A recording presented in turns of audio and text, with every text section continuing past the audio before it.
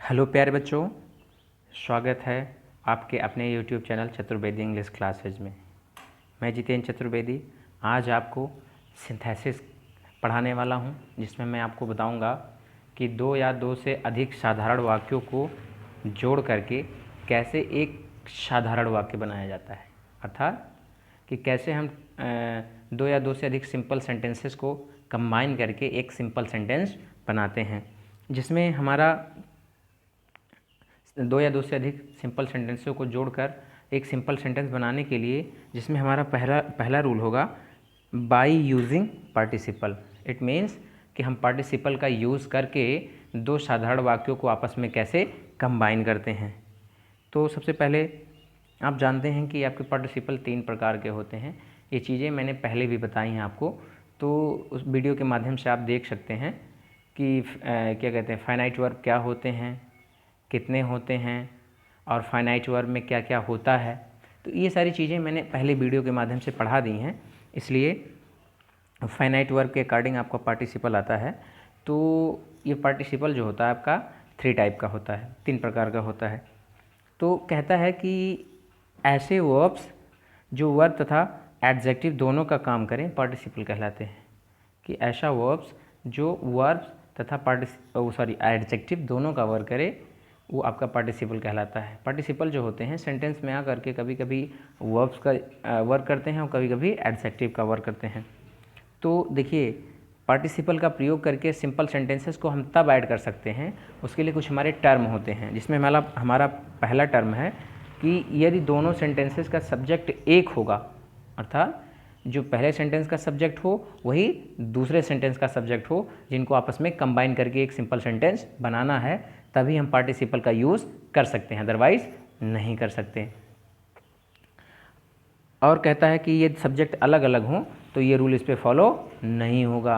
अर्थात जब आपका क्या कहते हैं दोनों सेंटेंसेस का जो सब्जेक्ट होगा वो एक में कुछ और होगा और दूसरे में कुछ और, तो ये रूल फॉलो नहीं हो सकता।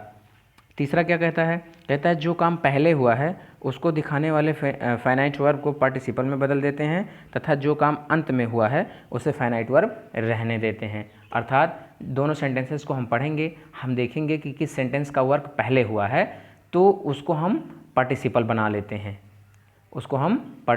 लेते हैं, और उसके बाद जो काम बाद में हुआ रहता है उसको हम ऐसे फाइनाइट वर्ब के रूप में रहने देते हैं, उसको ऐसे ही ऐड कर लेते हैं सेंटेंस में। तो ये हमारे तीनों रूल हो गए। पहला हो गया कि जब सब्जेक्ट हमारा सेम होगा दोनों सेंटेंसेस का जिनको कंबाइन करना है तभी हम पार्टिसिपल का यूज़ करेंगे, अगर सब्जेक्ट सेम नहीं है तो ये रूल फॉलो नहीं होगा। तीसरा क्या होता है कि जो वर्क पहले हुआ है उसको हम पार्टिसिपल बनाते हैं और जो वर्क बाद में हुआ है उनको उसी के साथ ऐसे ऐड कर लेते हैं। तो ये हमारा रहा तीनों रूल हो गए कि हम पार्टिसिपल को कब यूज़ कर सकते हैं, उसका टर्म हो गया। अब आगे हम देखते हैं, कहता है पार्टिसिपल तीन प्रकार के होते हैं। ये चीज़ें भी मैंने पहले आपको बता दी। तो जिसमें आपका पहला पार्टिसिपल होगा प्रेजेंट पार्टिसिपल। क्या होगा? Present participle. कहता है कि यह वर्ब के अंत में आईएनजी लगाने से बनता है। जब आपका मेन वर्ब के फर्स्ट फॉर्म में आप आईएनजी जोड़ेंगे तब वहाँ प्रेजेंट पार्टिसिपल बनेगा। हिंदी में इसका अर्थ हुए या करके होता है, अर्थात जैसे गाते हुए, खाते हुए, पढ़ते हुए, दौड़ते हुए, या फिर पढ़ करके, दौड़ करके, खा करके, ये सारी चीज़ें होता है, तब जान लीजिए आपका प्रेजेंट पार्टिसिपल है। इसमें दो काम साथ साथ चलते हैं और ज़्यादातर दूसरा काम पहले काम का फल होता है। अर्थात इसमें दो काम, जैसे मान लीजिए वह दौड़ते हुए घोड़े को देखा, तो घोड़ा दौड़ भी रहा है और वो देख भी रहा है, अर्थात दोनों जो वर्क है लगभग एक साथ हो रहा है, तब यहाँ आपका प्रेजेंट पार्टिसिपल होगा। हमने बताया लास्ट में हुए जुड़ा रहता है या फिर करके जुड़ा रहता है, तब वहाँ प्रेजेंट पार्टिसिपल का यूज़ होता है। जैसे मैंने गिरते हुए पत्ते को देखा, तो मैं देख भी रहा हूँ और पत्ता गिर भी रहा है, तो मेरे देखने का परिणाम है कि वो पत्ता गिर रहा है। तो इस प्रकार से हम प्रेजेंट पार्टिसिपल का यूज़ करते हैं जब सेंटेंस में कुछ इस प्रकार की बातें रहेंगी। अर्थात दोनों सेंटेंस हम ऐसे देखेंगे, दोनों सेंटेंस को पढ़ेंगे तो हमको लगेगा कि दोनों वर्ग जो है लगभग साथ चल रहे हैं। जैसे अलग अलग सेंटेंसेस देखे थे, he was tired of walking, she lay down to take rest, अर्थात वो मतलब चलते चलते थक गया है और लेट गया, अर्थात कि चल ही रहा था, थक गया और लेट गया। तो जैसे देखिए ये जो ले डाउन है, ये क्या कहते हैं टायर्ड का परिणाम है कि थका तभी वो लेटा। तो इस प्रकार से इसमें आपका क्या हुआ, प्रेजेंट पार्टिसिपल का यूज़ हो गया। तो देखिए पहले थका उसके बाद लेटा, तो पहला जो फिनिट वर्ब है, फाइनाइट वर्ब है, वो है आपका वॉज। तो वॉज आपका क्या होगा, वॉज जब वॉज रहता है किसी भी सेंटेंस में, is am are was were रहता है, तो हम उसको जब पार्टिसिपल बनाते हैं तो उसकी जगह पे हम बीइंग लिखते हैं। तो जब हमने कंबाइन किया तो वॉज की जगह पे हो गया। और एक्चुअली एक चीज़ और देखिए, सी पहले भी सेंटेंस में सी है और दूसरे भी सेंटेंस में सी है, अर्थात सब्जेक्ट सेम है, और इसमें फिनिट वर्ब वॉज है, इसमें ले डाउन है। तो इस प्रकार से इसमें दोनों अलग अलग फिनिट वर्ब हैं, तो इसमें आपका पार्टिसिपल का रूल यूज़ हो सकता है। तो हमने क्या बनाया, वॉज को बना दिया बीइंग, तो हो जाएगा being tired of walking, she lay down to take rest, अर्थात वो चलते चलते थक गया और ज़मीन पर लेट गया। अर्थात बीइंग टायर्ड ऑफ वॉकिंग अर्थात चलते चलते थकने पर सी lay down to take rest, वह आराम करने के लिए लेट गया। तो इस प्रकार से ये हमारी वाक्य हो गई प्रेजेंट पार्टिसिपल वाली। दूसरा हम देखते हैं, दूसरा एग्जाम्पल सेपरेट सेंटेंस है, कहता है किसी saw a snake she ran away with fear. अब देखिए दोनों में सब्जेक्ट सी इसमें भी है, सी इसमें भी है, तो सब्जेक्ट सेम है। देखिए दोनों सब्जेक्ट सेम है, इसमें सा है फिनिट वर्ब और इसमें रन है फाइनाइट वर्ब, दोनों अलग अलग हैं, तो इसमें आपका पार्टिसिपल का यूज़ हो सकता है। तो इसको जब हमने कंबाइन किया तो देखिए जो क्या कहते हैं वर्क पहले हुआ उसको हमने क्या बनाया, प्रेजेंट पार्टिसिपल बनाया। तो सा में जब हम आईएनजी जोड़ेंगे तो सीइंग हो जाएगा, क्योंकि वर्ब के फर्स्ट फॉर्म में ही आईएनजी जोड़ा जाता है, और ये सा जो है वो मेन वर्ब का सेकंड फॉर्म है। तो seeing a snake comma she ran away with fear, अर्थात सांप को देख करके वो डर से भाग गई। अगली सेंटेंस क्या है, ही रीच्ड होम ही टुक ऑफ हिज क्लॉथ्स, वो घर पहुंचा और ही टुक ऑफ हिज क्लॉथ, और अपने कपड़े को निकाला। अब देखिए क्या हुआ, घर पहुंचने पर वो कपड़ा निकाला, इट मीन्स जैसे पहुंचा उसके बाद उसने कपड़ा निकाल दिया। तो अब क्या हो गया, हमने देखिए पहला काम रीच्ड हो गया और दूसरा काम टुक ऑफ हो गया, और दोनों का सब्जेक्ट जो है सेम है। इस प्रकार ये क्या हो गया, रीचिंग होम ही टुक ऑफ हिज क्लॉथ्स। इस प्रकार से हो गया आपका रीचिंग होम ही टुक ऑफ हिज क्लॉथ्स। ये सेंटेंस हमारा हो गया ये प्रेजेंट पार्टिसिपल का। अब अगला हमारा आता है, अगला रूल है, अगर प्रेजेंट पार्टिसिपल का संबंध वाक्य के ऑब्जेक्ट से हो तो उसे ऑब्जेक्ट के बाद रखते हैं। जैसे आई सा Sam he was abusing his neighbour. अब देखिए ऑब्जेक्ट जो है सैम, ये दूसरे वाले सेंटेंस का सब्जेक्ट, अर्थात जब पहले वाले सेंटेंस का ऑब्जेक्ट जो होता है दूसरे वाले सेंटेंस का सब्जेक्ट होता है, तो पार्टिसिपल को हम क्या करते हैं, ऑब्जेक्ट के बाद ही रखते हैं। जैसे आई सा सैम अब्यूजिंग हर नेबर, तो क्या किया हमने, अब्यूजिंग हिज नेबर, हमने क्या किया, यहाँ से इसको जो पार्टिसिपल बना है अब्यूजिंग, ये पहले से ही पार्टिसिपल है, तो इसको हमने सैम के साथ ऐड कर लिया, तो हमारा सेंटेंस कंबाइन हो गया। आई सा सैम अब्यूजिंग हर नेबर, अर्थात मैंने सैम को अपने पड़ोसी को गाली देते हुए देखा। अगला रूल क्या है, यदि पहले वाक्य का finite verb is am are was were रहता है तो उसे कंबाइन करने के लिए उसकी जगह पे बीइंग लिखा जाता है। ये चीज़ें भी मैंने आपको बताई हैं कि जब भी पहले सेंटेंस का फाइनाइट वर्ब अर्थात जिसका वर्क पहले होगा, पहले सेंटेंस का finite verb is am are was were होगा, तो उसकी जगह पे जब हम क्या कहते हैं पार्टिसिपल बनाएंगे तो उसकी जगह पे बीइंग लिखते हैं। जैसे he was tired he can not do that work, तो being tired he can not do that work, यानी थके होने के कारण वो इस काम को नहीं कर सकता। तो हमने वॉज को क्या किया है, पार्टिसिपल बनाने के लिए बीइंग का यूज़ किया है। अब अगला हमारा होगा पास्ट पार्टिसिपल। यह वर्ब की थर्ड फॉर्म होती है और इसका प्रयोग एडजेक्टिव के रूप में होता है। अर्थात आप जानते हैं कि जो आपका वर्ब का थर्ड फॉर्म होता है वो आपका पास्ट पार्टिसिपल होता है, तो उसका यूज़ हमेशा सेंटेंस में ज़्यादातर एडजेक्टिव के रूप में होता है। तो जब एज ए एडजेक्टिव उसका यूज़ हुआ रहेगा तो हम क्या करेंगे, उसको जब हम क्या कहते हैं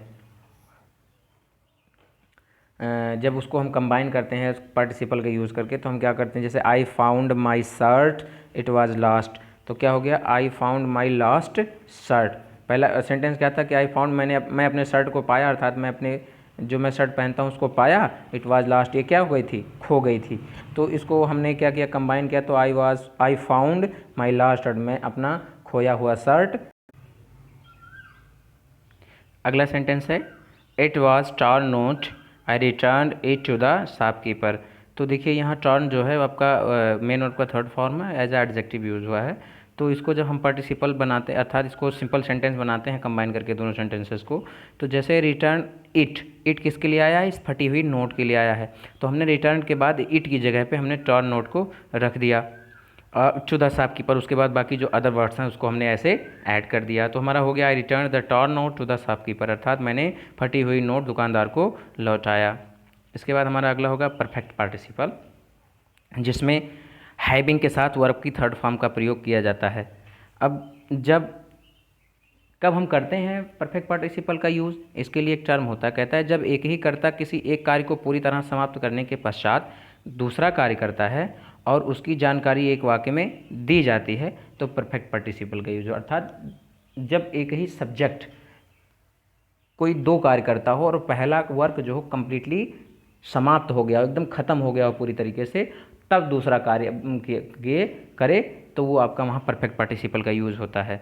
जैसे कि एक सेंटेंस में देखते हैं she had completed her task she went to the shopping mall. अर्थात अपना टास्क कंप्लीट करने के बाद, जो भी टास्क उसको मिला था, अपना टास्क कंप्लीट करने के बाद वो कहाँ गई, शॉपिंग मॉल गई। अब देख लीजिए दोनों में सब्जेक्ट सी इसमें भी है सी उसमें भी है और दोनों का फेनाइट वर्ब जो है वो दोनों अलग अलग है। तो इस प्रकार से ये आपका इसमें आप क्या कहते हैं पार्टिसिपल का यूज़ करके इसको कंबाइन कर सकते हैं। और दूसरी बात, अब आपको देखना है कि इसमें क्या हम परफेक्ट पार्टिसिपल का यूज़ कर सकते हैं कि नहीं। तो यूज़ करने के लिए क्या किया जाता है कि जब पहले सेंटेंस का वर्क कंप्लीटली समाप्त हो, और देखिए कंप्लीट करने के बाद टास्क तब वो गई वहाँ शॉपिंग मॉल, इस प्रकार से पहले सेंटेंस का जो वर्क है कंप्लीटली ख़त्म हो गया, समाप्त हो गया, तब हमने परफेक्ट पार्टिसिपल का यूज़ में किया है। तो कंबाइन करने पर क्या हुआ, having completed her task she went to the shopping mall. अर्थात अपना टास्क पूरा करने के बाद, अर्थात पूरा करके यानी कंप्लीट क्या कहते हैं, जो अपना टास्क है उसको पूरी तरीके से कंप्लीट करने के बाद वो कहाँ गई, शॉपिंग मॉल गई। इस प्रकार से हमारा ये सेंटेंस हो गया।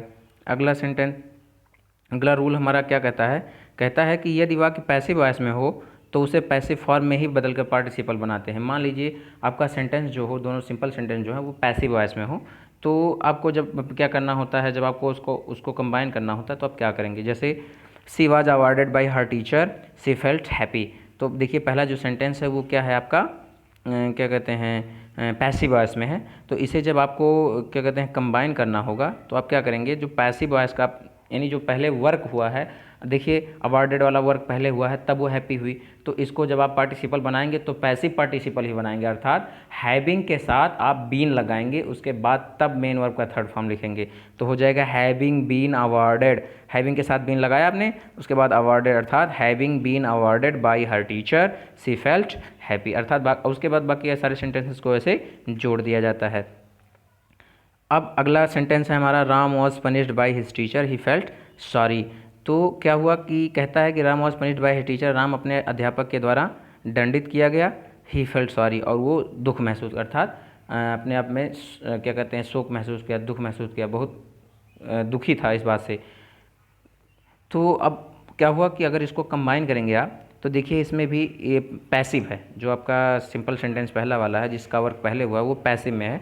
तो इसको भी आप जब आप क्या कहते हैं कंबाइन करेंगे और इसको परफेक्ट पार्टिसिपल में बदलेंगे तो ये आपका हो जाए हैविंग के साथ बीन लिख करके वर्ब का थर्ड फॉर्म, अर्थात having been punished by his teacher he Ram felt sorry. देखिए जो राम है और ही दोनों एक ही हैं, राम की जगह पे यहाँ ही आया है, तो ये जो क्या कहते हैं प्रॉपर नाउन है, हमने इसको यहाँ पे ही की जगह पे कर दिया जिससे कि कम्प्लीटली क्लियर हो जाए कि ही राम ही था, इसलिए हमने ही की जगह पे राम कर लिया। इस प्रकार से हमारा ये सेंटेंस कम्प्लीटली कंबाइन हो गया एक सिंपल सेंटेंस में।